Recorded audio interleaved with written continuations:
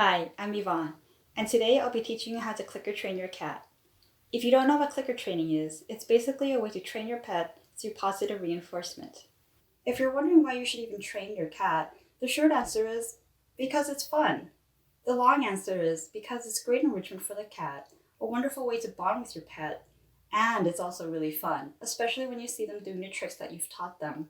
Now, while you can certainly teach your cats more practical things, such as having their nails trimmed or teeth brushed, I don't usually have a lot of time for my fosters since I'm trying to socialize them and get them adopted as quickly as possible, so I've stuck to fun tricks such as having them sit, stand up on their back legs, or lie down. I'm not an expert on clicker training, so if you want to know more information, I definitely recommend you check out the YouTube channel Cat School, which I'll be leaving a link to below. That's where I learned all of my methods and techniques for how to train my cats.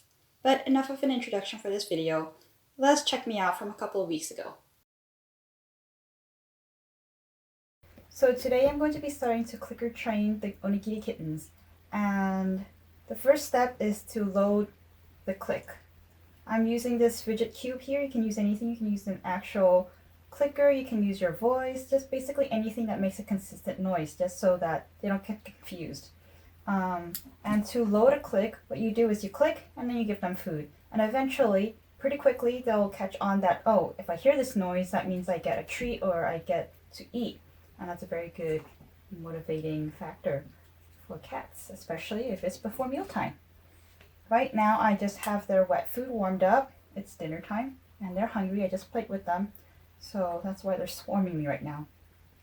Now, ideally, I'd want to train them separately, but because every single time I try to separate them, they begin to cry for each other incessantly and are completely distracted and don't want to cooperate at all, I'm just gonna do this today. And hopefully they get it. Yeah? Probably later on when I'm actually teaching them to do tricks, I'll try to separate them into another room. But for now, I think this is fine. So let me start demonstrating. Hopefully they'll come over here. What I mean. So let's just guide them here with some. Hello. Hello. Okay, you know what? I'm just gonna use my hand. It's a lot easier to grab the food. All right. Hold on, girl. Nope. Over here. Look at the plate. Look at the. Oh my gosh, that's cheating. You're cheating.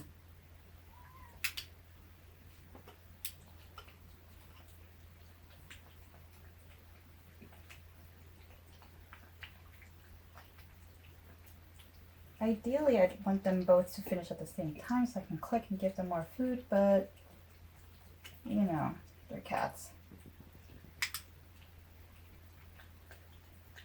And you want to do it really fast. You want to make sure that the food comes basically immediately after you click. Otherwise, they'll be like, what does that mean? So I'm just using their normal, regular wet food to give as a treat. But you can definitely use dry kibble or actual cat treats if you want. I'm just using their dinner because I'm doing this 3 times a day whenever I feed them a meal, just so they can learn it faster. This is my first day, so I'm not really expecting that many results, but I'll keep this up for another day or two and then move on to actually training them to do things.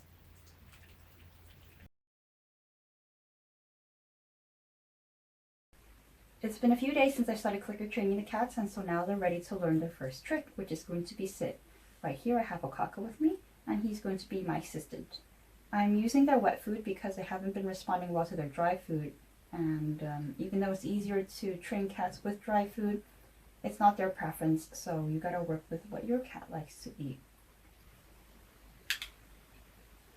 The advantage of using dry food is when you give them the click, you can actually throw the food away from you, so they'll chase after it and break the sitting position that they were in, and that resets for the next cycle. I can't do that with wet food because that would make a mess, and I don't want to do that. Now, how to get them to sit is to offer them the food and then bring it up and toward them. Oops. And make them sit. Now, you might have seen him lift his paws up, and that's not ideal. I probably was holding the food too high up, which is what was prompting him to stand in the first place. But right now it's just the beginning, so I'm taking anything that looks like a sit position as a win. It's okay to mess up.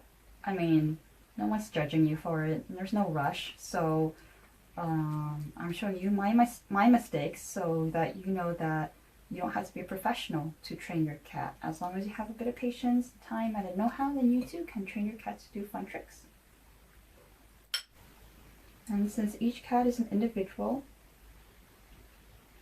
so it might take them different amount of times to learn what they are being taught. And oops, that might be frustrating both for you and for the cat. And it sometimes is frustrating for me too. But when that happens, what are you doing? Just take a break. Try it again in the next session. Give it a day or two. Have some time to refresh and just collect yourselves again. Because like I said, there's no rush. It's not like you're trying to train your cat for a competition or something. Unless you are, then maybe start training a little earlier.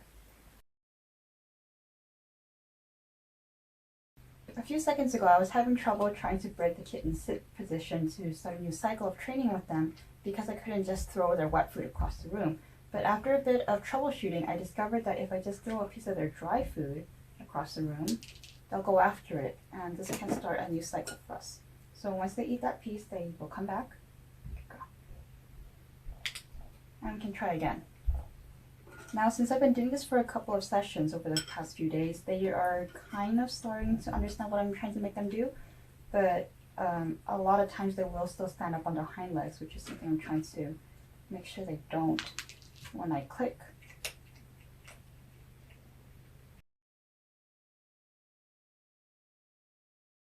Now that the cats are used to going into a seated position by following the spoon, the next step is to remove the spoon and hold the food directly in your hands. The concept is completely the same. Just put it in front of them and hold it above and toward them until they go into a seated position. And then once they do, you click, give them a treat, wait until they finish eating, and then reset them by throwing a treat away from them. So let's demonstrate that when she comes back. Gotta go. There we go. And that's how you do it. Now, the reason why I didn't start off holding food directly in my hands with the kittens is because I know these guys have a tendency to bite very hard when they're hungry, and they've broken skin on my fingers quite a few times now, so I didn't want to deal with that. But if you know that your cat is not as food aggressive, then you can certainly skip the step with the spoon.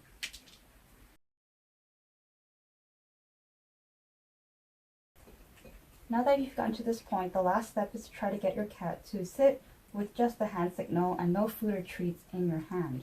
If you find that your cat isn't responding to this, this might mean that they need a bit more time to associate the gesture with the command that they're supposed to follow. So take a step back, keep food and treats in your hand, and try to coax them back into the sitting position until they get it.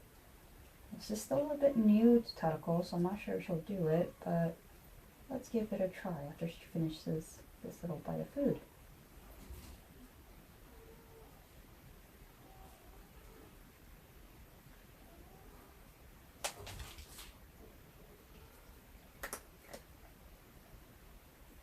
Tadako.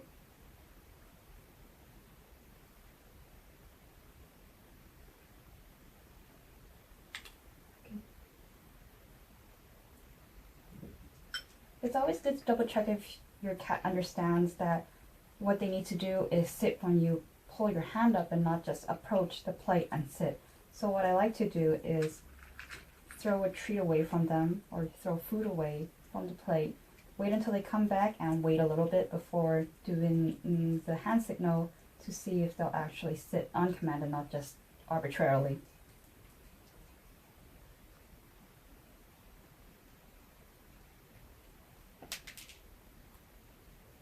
Okay.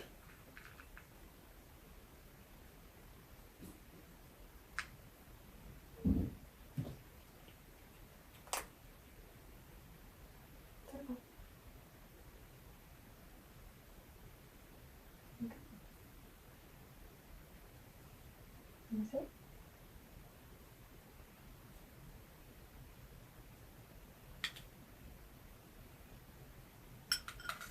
So as you can see there, Tadako did not sit when she just came to approach me, but when she saw my hand signal, she did, which means that she understood that this means to sit, and that's good. I had been training Uma at the same time. Oops, almost smacked him in the face there. But I couldn't get good footage of him because he didn't like it when I spoke while training him. This is actually one of the few video clips I have of him doing the trick. Now, I had been training them for about a week or two at this point, so they pretty much know what I'm trying to do when I lift up my hand. I wanted to show you how quickly he responds to the signal. So if you see him finish that treat, and then here he comes back, I give the hand signal and he promptly sits. Very good. I hope that watching my trials and tribulations training my fosters has given you more confidence that you can also clicker train your pets. Again, if you want more information, do check out Cat School. By the way, this is a great time to follow me on Twitter and Instagram because the Onigiri kittens have been adopted out and found new homes, which means I'll be getting new fosters soon. I'll definitely be posting more about their story as well as a lot of pictures of them when they do arrive, so check it out. I'll leave links below. Also, if you want to support me in my fostering adventures, I've left a Ko-fi link below so you can donate to me however much you want. All donations will go to cat toys, food, litter, and other things just so I can take care of them better. Thanks so much for watching this video and good luck to you in training your cats. See you next time. Sit. Good.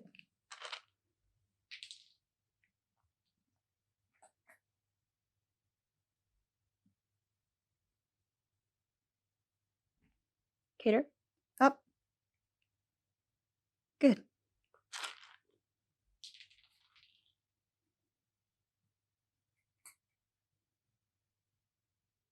Cater. Over here. Down. Where are you going? Over here. Down.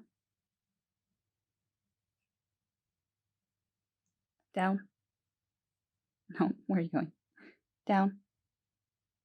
Good. Here you go.